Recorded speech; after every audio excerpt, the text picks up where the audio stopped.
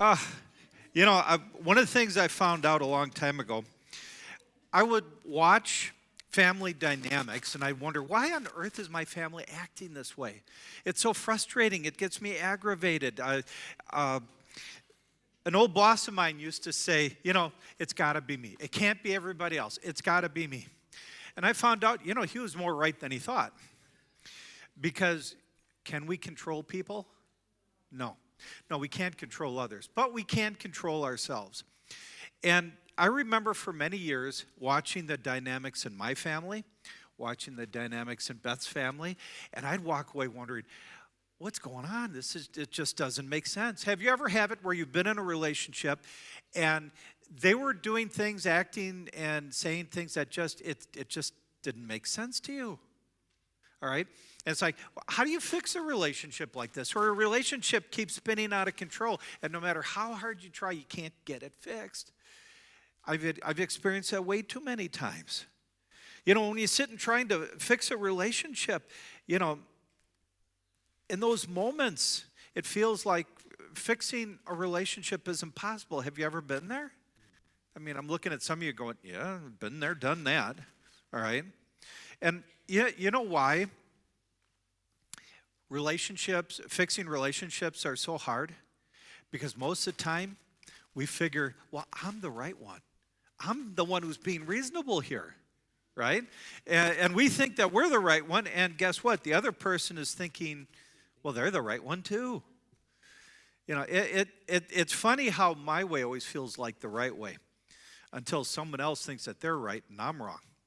Then that's where you get the conflict happening. So the reason this sermon series is called Better Than Even, okay, is because a lot of times what we're trying to do in a relationship, even when we're trying to fix a relationship, it still ends up that we're trying to get even somehow.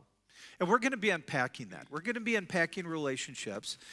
And see, I learned a long time ago to be a people watcher. When I met Beth, she was a people watcher. I was the kind that would walk into a store, my head would be in the clouds, I wouldn't pay attention to what was going on around me, and Beth would just watch. Well, she got me to watch people. And now what I love doing is I love watching my family. Yesterday we celebrated Beth's sister, Brenda. She used to sit right there. She also was the one who would greet on Facebook when people would come, and she'd say, hi, welcome. She was the one who did it. Because her health declined and she couldn't make it into church as much. But as Beth's family had been coming together, people who haven't been together in many years, I got to be privileged to sit back and just watch. And I learn a lot from my family and from Beth's family. I learn a lot from Beth all the time. Pastor Cheever said that Beth was a lifetime of sermon illustrations. He just didn't say whose lifetime. But Beth has really taught me a lot. And, together we both have learned how to work through this wondering puzzle of relationships. And that's what I want us to talk about. Because sometimes we think that we want to get other people to change because we're right and they're wrong. And yet what we don't realize that in us, what we're actually trying to do is we're trying to get people to see things our way. And I want to unpack that a little bit. So today's message, I'm going to start with doing it the wrong way. And then we're going to look at doing it God's way. And this is going to be the sermon that's starting a 4-sermon series. And in this, we're going to be packing basically what's better than even, especially when you're having a relationship that went south. But basically, it's how to repair relationships. Because I think we've all been there where you try really hard to get along with somebody. You're trying to bring restoration into a relationship. But it's like, well, number one, look in your sermon notes. Our relationships get stuck. It's like being stuck in the mud or stuck in the snow. You ever have it where you're trying to go, your wheels are spinning, but you're not going anywhere? And if it's snow, the more you spin your tires, the more it turns into ice, and the more likely you're not going to get anywhere. Well, have you ever had a relationship that felt that way? I'm going to say Probably because, number one, it's easy to get stuck. You know, you get angry, you get hurt, you end up spinning your wheels. Now, I should have said this earlier.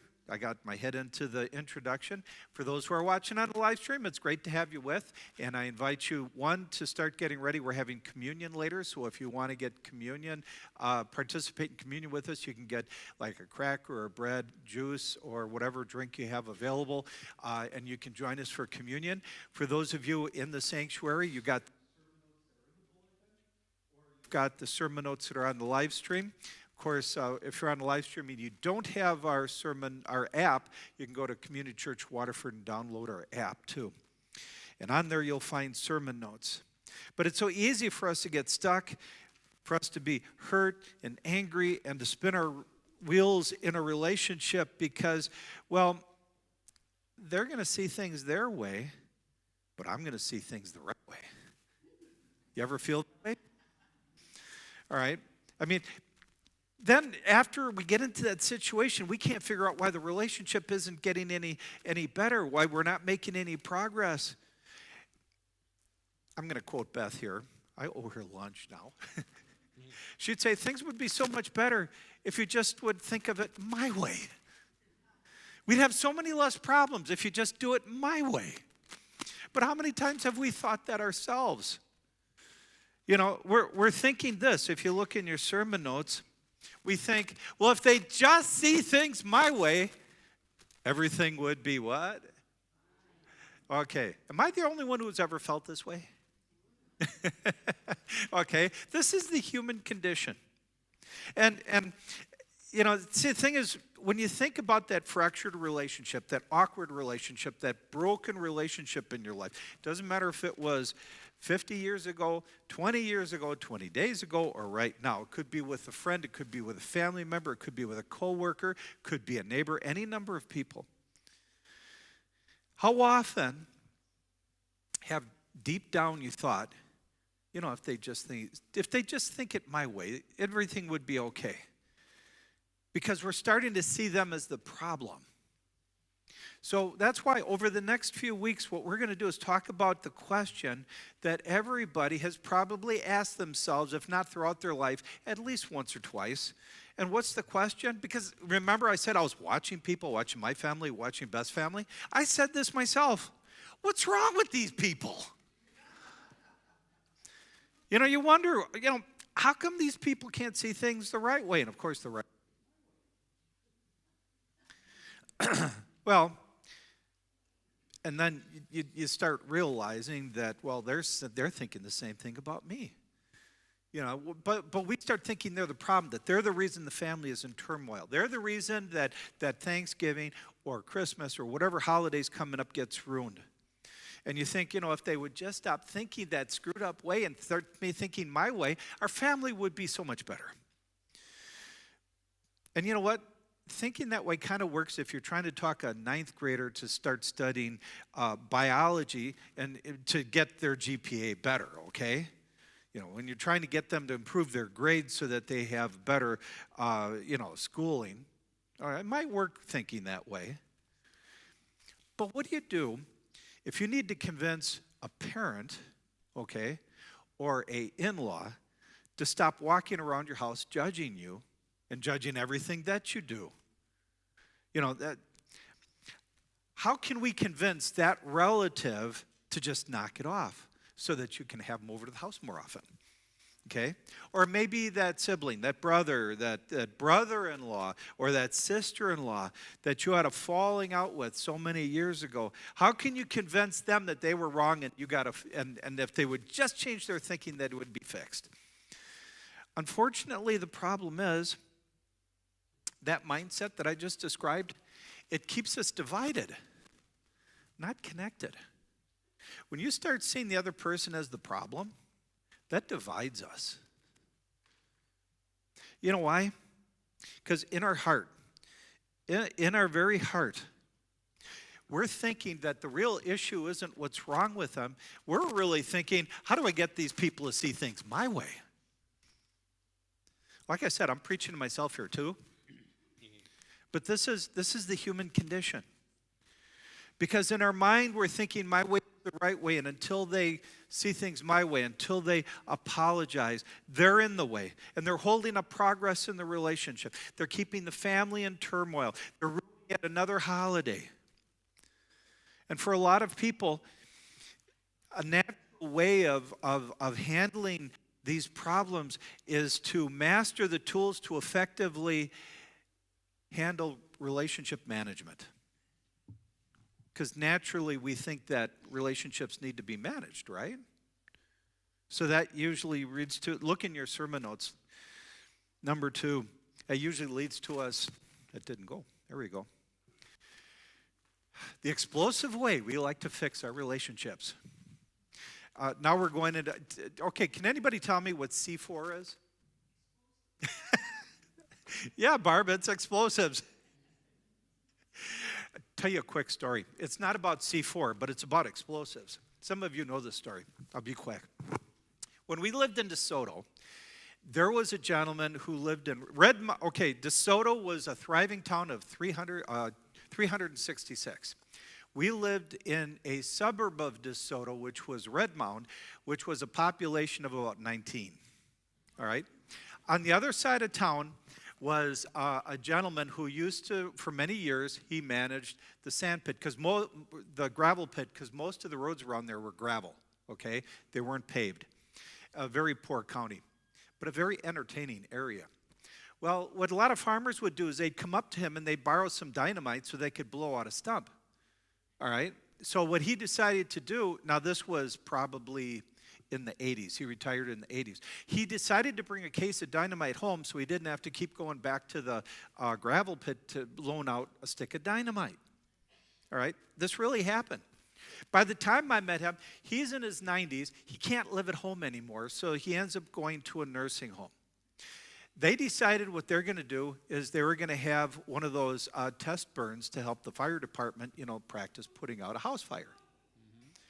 You know where this is going. They didn't realize that there was 3/4 of a case of dynamite in the basement. That was 30 years old. So they're going through the house, and they do what they usually do, and they're, taking a look at everything, and there was this little cubby hole that was like you go down the stairs, you kind of go up, and it's a wood case. You didn't really notice it. So the fire department is making their last walkthrough, and they find out that there's 3/4 of a case of dynamite there. Yes. They had to call in the bomb squad. Yes. If they would have done the test burn, they would have taken out half of Redmond. But how often do we handle our relationships like that? And we try and fix them and they just go, poof. All right? Okay, this sermon series, I'm drawing a lot from one of my favorite pastors. His name is Andy Stanley, okay? And he calls this the C4 approach to relationships, or specifically relationship management. Like the explosive, C4, like the dynamite. Why do we use C4? Okay, because we think it's most effective. But most of us, we like to reach for C4, and what happens to our relationships? They blow up. Then we wonder what's wrong. Here's usually how it goes. This is the C4 approach. You'll find it in the sermon series. You want to blow up a relationship, try convincing, convicting, coercing, and controlling. The 4 C's. That's the C4 approach. We like to use this naturally because, it comes naturally to us. This is what we do. This is our old nature. This is our sin nature. Now, we're going to be unpacking this over the next 4 weeks. We're going to be looking at each one. But you see, if you use the C4 approach, I'll tell you one thing you need to do. You got to make sure nobody else learns this because they're going to try it on you too. Because this is the natural way that we try and handle relationships. And other people are going to use it on you because guess what? They're going to think that you're the problem. Even as crazy as that sounds. If they get their hands on this tool, they're going to use them on you so that you start to see things their way. Because that's the human condition. We use the C4 approach. See, the truth is, these tools don't repair relationships. We use them to manage people. How do you like being managed by somebody? It doesn't work very well. See, the C4 approach, it doesn't work with anybody. We naturally like to resist the C4 approach. And for most people, this is just naturally, by just nature, we reach out to them. And then we wonder where relationships blow up. Nothing gets resolved with the C4 approach because look in your sermon notes. The C4 approach creates distance, not connection. Leaving us by saying, okay, I've tried. I don't care anymore. You ever have it, you get into a relationship and it blows up and you're like, okay, I check out. That's what happens in a lot of divorces too. We keep trying to fix things the wrong way. And that only drives people further away, makes things worse. And then it's like, okay, I give up. No more. I quit. I tried it. I don't care. Or worse yet, then we keep trying to fix things the same way, the wrong way, and we just drive people even further away. Like I said, I'm preaching to myself here too. I've been learning, ever since I started learning about relationships, and it's called family systems, when you start looking at how families function, I've been learning, it's like we have the process of forgiveness. We have it on a sheet. It's in the lobby over to the right on the Connect wall. I give those out like hotcakes because people often say, you got to forgive, but they don't tell us how to forgive. That forgiveness sheet gives you a cue card as how to forgive. We're going to talk about that in just a couple of minutes. But we're so natural at trying to fix things the wrong way. And here's the hard truth. The hard truth about relationships is that, it seems like it shouldn't be hard to fix a relationship. It shouldn't be hard to repair a relationship, but it is. That's why we need to talk about it. Because fixing relationships doesn't come naturally. It's not intuitive. When it comes to relationships, starting is easy, but fixing is hard.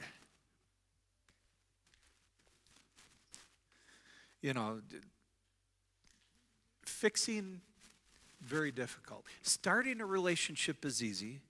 Maintaining a relationship is kind of easy.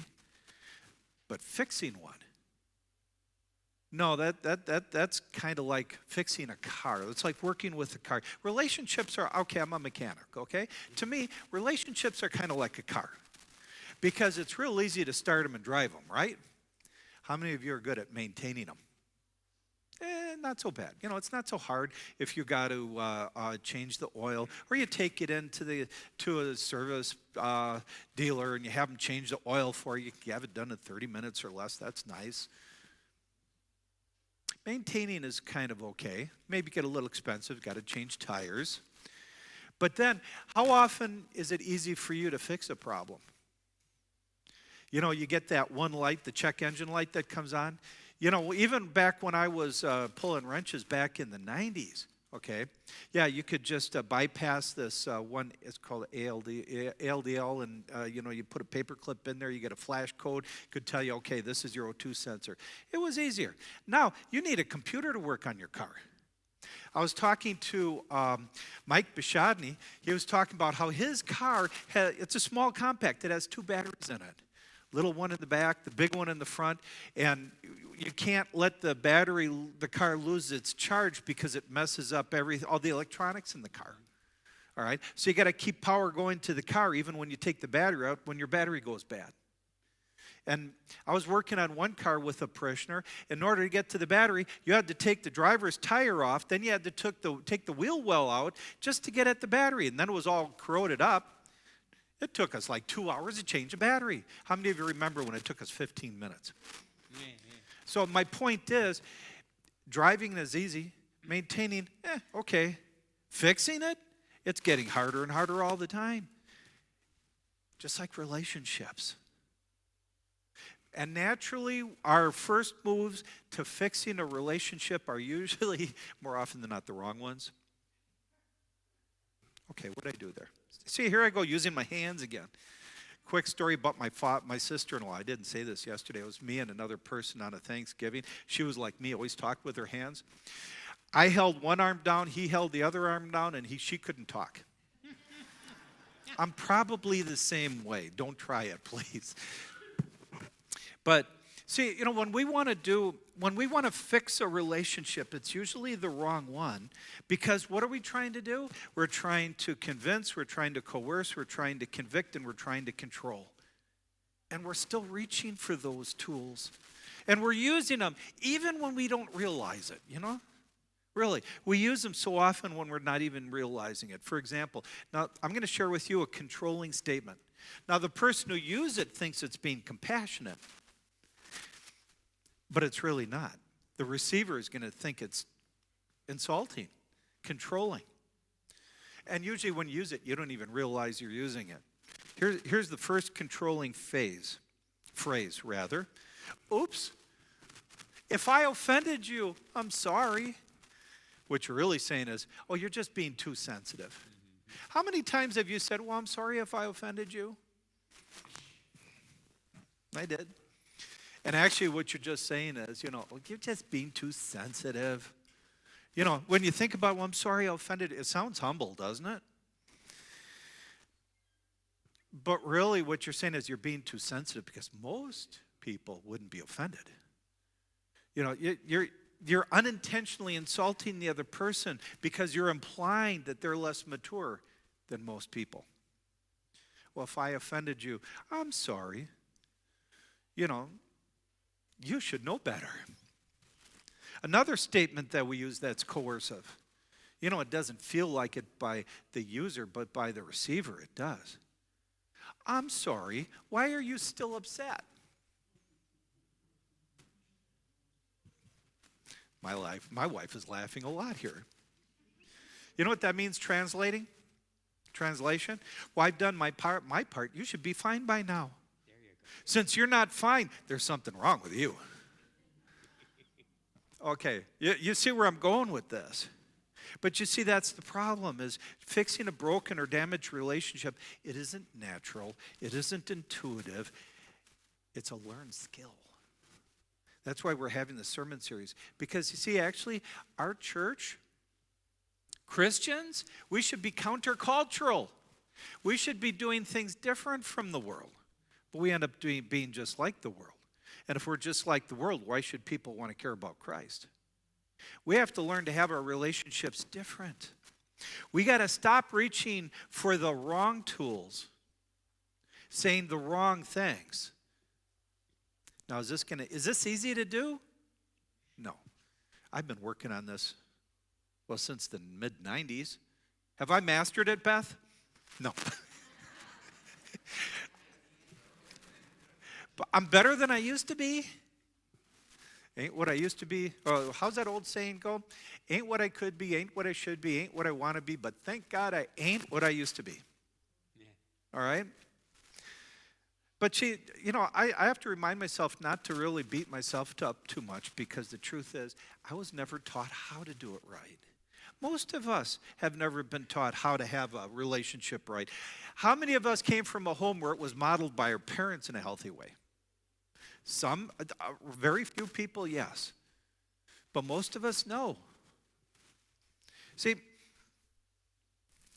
if we don't do it right, if our families don't do it right, what happens is we have these relationships where people go without speaking for such a long time. And we do what's called the holiday dance. Okay? Are they coming? Do you know how long they're going to be here? I'm going to try and stay as far away as I can. Or there's the graduation, wedding, no eye contact game. Okay? I'm just not going to look at them. I'm going to ignore them. It's that weird uncle again. All right? See, what happens is we end up missing out on a relationship after all these years because we're trying to stay away from people. Okay? See, when we're stuck, we tend to wait, rehearse, and avoid. Okay? We're gonna wait because we want them to do the right thing, because we're already doing the right thing in our mind. Okay? And after you're waiting for them to do the right thing, because of course you're doing the right thing, then you start rehearsing. You're rehearsing your story on why they're wrong, why it's their fault, why you're the better person, okay? And, the problem that we're talking about here is that it's an emotional topic. We're not talking logic. We're talking emotion. And honestly, women tend to be better at it than men. Not all women. Kind of funny in our relationship, my household, I'm probably more emotionally mature. Beth is more like a guy. I'm more like the emotional one of the family. Okay? But honestly, is it me wrong to say that women tend to be better at emotions than men? No one's saying anything. Did I just get into trouble? Come on, we know guys. We don't like stepping into it, that messy, gooey, emotional stuff. We don't like that. Emotions tend to terrify guys. Okay? How many of you had a father who shut down? You didn't deal with the emotional stuff. Us guys, we tend not to want to go there. Maybe that's why we make excuses. So what do? Well, we like to set expectations on other people. That doesn't work. See, the truth is, we have to be careful what we do when we're trying to repair a relationship, because this is a sticky one. Our goal should never be reconciliation. Okay? Don't jump ahead of me. It shouldn't be reconciliation. You know why? Because it's not like a broken dish or a broken toy or a broken cell phone screen. Because when you have a broken relationship, we don't have all the pieces. Do you know what the other person is upset about? No. I mean, I've been in situations where I thought I knew what the person was upset about, but then years later when we start making a reconciliation, there were a lot of things I didn't even know were a problem. I mean, I can tell you the amount of people come up to me and say, "How you doing, Bill?" And I say, "Well, I haven't gotten into trouble yet that I know of." I mean, I'll hurt Beth without even, she'll be mad at me about things that I don't even know yet. And she's, after 43 years of marriage, you're starting to learn. She has to tell me because I'm kind of thick. What? All right. For me, it feels like 20. For you, it feels like 50. She keeps correcting me on that because I say 43. She says 42. It was spring of 1985. That's a long time ago. You've been putting up with me for a long time. We've been dealing with this, since I was in seminary, and that was in the early 2000s. And then, of course, Beth doesn't like dealing with the gooey emotional stuff. So Beth is like, "I don't want to talk about this." And then the emotional Bill, who should be like most guys and not be emotional, I'm like, "No, let's talk." Ladies, how many of you would love to have your husbands talk? Beth has a hard time. She prays for hers to shut up. I think they experience that in office too. But see, the problem is the goal shouldn't be reconciliation because we don't know all the broken pieces. Okay? Reconciliation, it sounds weird, but reconciliation is never the goal, because if you decide to have reconciliation with a person, you're putting a goal on them. And we should never set a goal, because I want to have a relationship restored with you. I want to have reconciliation. You have to do some things too. I can't force you to forgive me if I was an idiot. Thank you, Kayla. See, I get it from my whole household. But you see, we should only set goals on ourselves, but not goals on other people. A goal is an agenda. How does it feel to put an agenda on other people? How do you like an agenda put on you?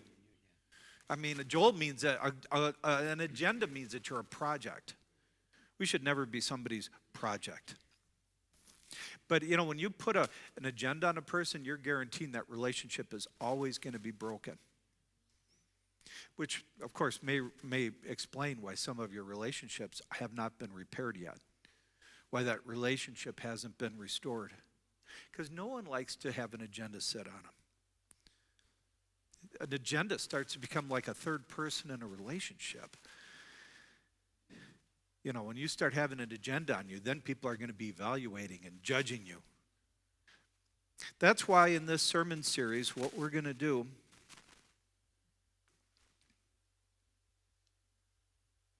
is we're going to be doing this, learning that the goal is not reconciliation. You know what our goal is? It's no regrets. You're supposed to do your part, but drop the agenda. Don't work for reconciliation is important, but that's not that shouldn't be the keystone. We'll explain that as time goes on. But really, what should be the key is making sure that you're doing your part and you're in a relationship that doesn't have any regrets. It's knowing that you did everything that you're supposed to do. You're doing everything that you could do. You opened up the door. You put out the welcoming mat. You let down the drawbridge. You removed all the unnecessary obstacles to have reconciliation with the person. But remember, you can't force them into reconciliation. But you want to do everything that you can so that you know that you don't have any regrets, so that there's an open door. I love the drawbridge because, when we get upset, we like to close the drawbridge, put up a wall, and protect ourselves, right? When you lower the drawbridge, you're giving them an opportunity to come in. So what we're going to do in upcoming weeks is we're going to learn how we can take the pressure off and allow that other person to come in through the drawbridge, so that we both can move towards reconciliation. Because, of course, we can't control the other person. So, you know what? Just drop the agenda. Now, you might be thinking, okay, Bill, why are we talking about this in church? It should be about Jesus, right? Yeah, guess what?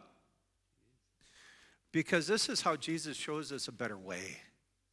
This is showing us how we can improve our relationships or handle conflict in our relationships, because we're not supposed to handle broken relationships, strained relationships like the world.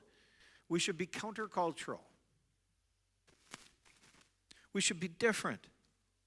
For believers, this is where I said it'd come across a little different. Reconciliation isn't an option. Reconciliation is the core of our faith. Reconciliation is part of our theology. See, the story of redemption is the story where God reconciled members of a rebel race to himself. God reconciled humanity to himself. See, God isn't happy just forgiving us. Forgiveness is only half the equation. You know that you can forgive someone without even trying to reconcile with them. Okay, I'm going to throw in a yeah, but right here, because there are sometimes you're in relationships that are very dangerous, it's unhealthy, and you don't get restored relationships. But I guarantee most of the broken relationships, they aren't that toxic. Yes, there are those toxic relationships. You got to be careful. But most of them aren't that toxic. We got to learn to work towards reconciliation, but at least you don't want that to be your main goal, because you can't force them into the reconciliation. But you see, according to Jesus, forgiveness and reconciliation are related. Now, the church historically has conveniently separated forgiveness from reconciliation. You know why? Because reconciliation with people is messy and it's inconvenient. Forgiveness is so much easier, because then you don't have to deal with the other person. You can forgive. Because remember, who is forgiveness basically for? If someone injures you, who is forgiveness for? Ourselves, right. But that's only half the equation. Forgiveness is easier if I'm holding all the cards. It's because then I can control the process and I can control the outcome. But reconciliation is so messy and inconvenient and sometimes unwise, unsafe. That's why we have boundaries. But reconciliation in general is just yucky, uncomfortable. You know what I mean? But here's the reality. Forgive.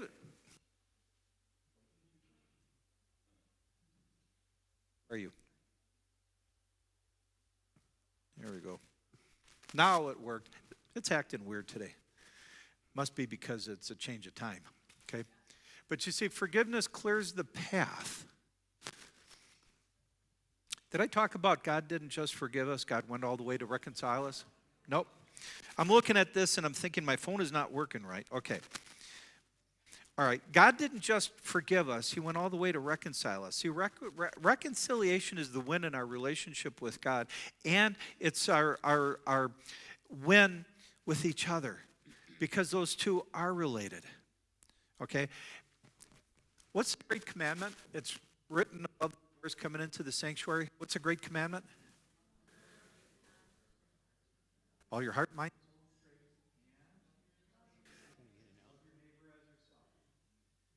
It's also loving that pain person as yourself. All right?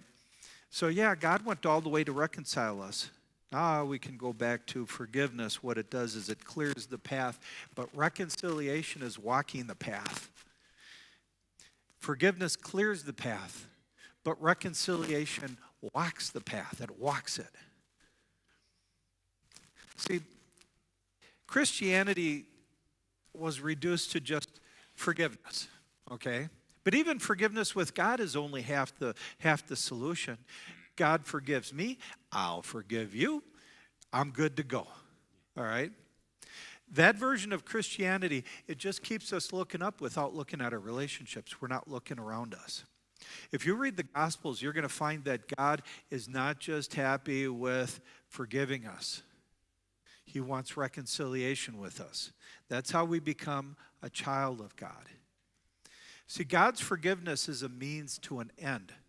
God forgave to remove the obstacle to the relationship, reconciliation, our sin. Okay? The end and the win is reconciliation and a reassembled, restored relationship between us and our Heavenly Father. Does that make sense? So at the end of his earthly ministry, Jesus commanded for us to do what he did for us.